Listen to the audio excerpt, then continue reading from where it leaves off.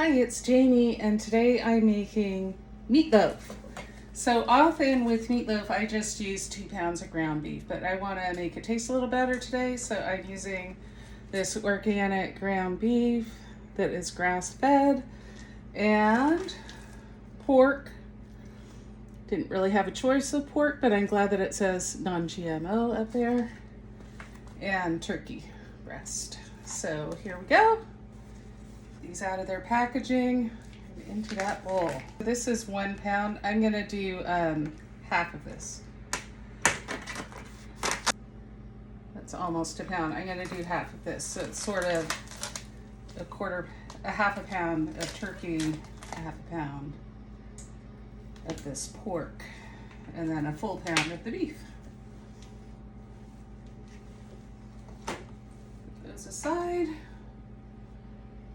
And then gonna put 2 right in there.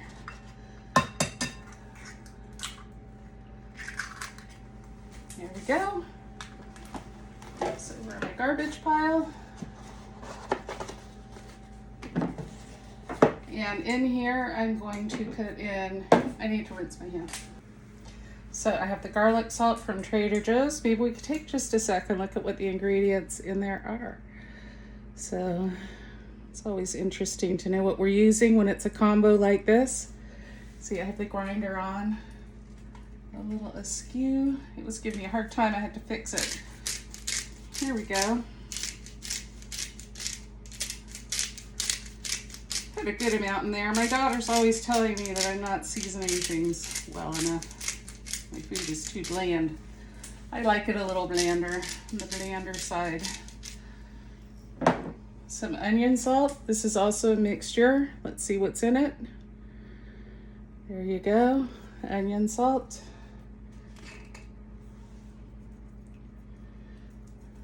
Right now with the fiber issue that I'm having, I'm not able to have regular onions, so I'm just using this instead.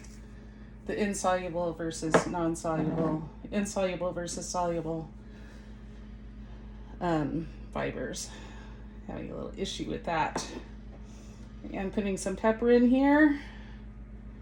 There we go. Sometimes if I'm feeling squeamish about mixing this with my hands, I'll use the kneaders on my mixer, and that does a pretty good job. But I think it does a better job to mix this up with your hands. So whatever works for you. There's Progresso breadcrumbs, Italian flavoring. I like these. Looking at that long ingredient list there though,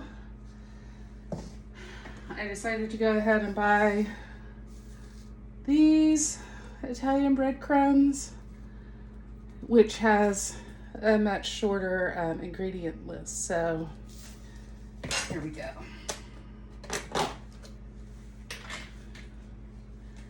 Maybe like, what is that, half a cup? Not too much or it'll get dry, but you want it to be enough so that it's not so mushy. You know, you want it to hold together. So let's see how it does with that amount. I might need to put a little more in. Sort of a guess. Shouldn't be a guess, huh, if I'm doing this, showing this to other people. I don't measure. A lot of times I don't measure what I'm making. I just do it by feel. That's good. I think a tiny bit more. It's still kind of sticky at the bottom there. Here we go.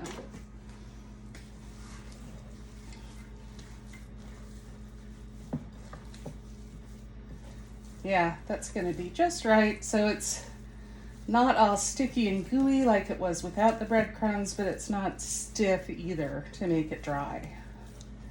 That's sort of right in the middle. That's where I want it to be. Okay. A little bit more incorporated in there. Nobody wants a big bite of breadcrumbs. Put the bread pan here. Just gonna pat it a little bit to get any air pockets out of there. Give it a few slaps. kind of form it up a little bit.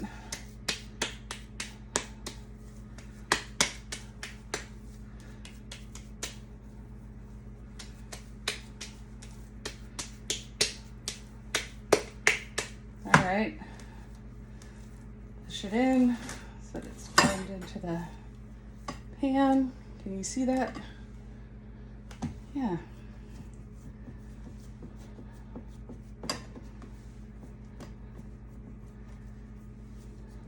Gonna clean my hands. It's usually easier to wipe this off before going to the water. And that depends on how much fat is in the meat. You can see hardly any has stuck to my hands. If you're using a fattier meat, it's gonna be stuck all over your hands in a much bigger way. So I usually use just a paper towel to get that off, then go for the water. I don't always put tomato paste on, but I am today. Sometimes I leave it off, like if I'm planning on having mostly sandos, I don't know that I really want this flavor on a sando. But really felt like putting it on today.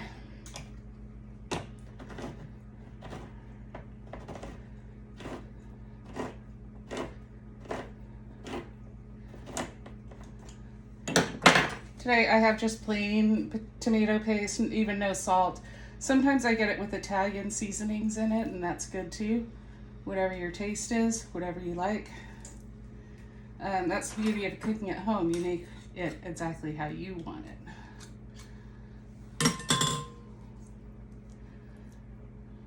So yeah, we'll just smooth that out all over the top.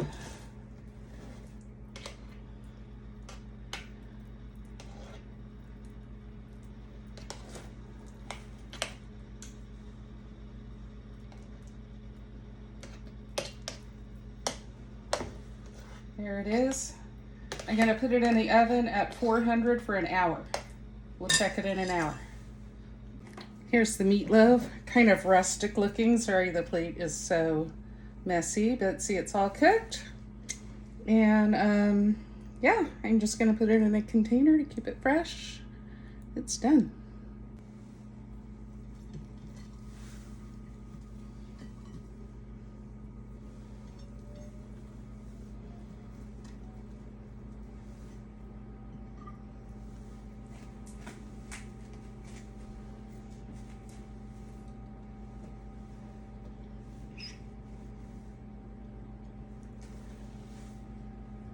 One nice thing when you're making a meatloaf is that you could put baked potatoes right alongside of it. They cook at the same temperature for the same amount of time.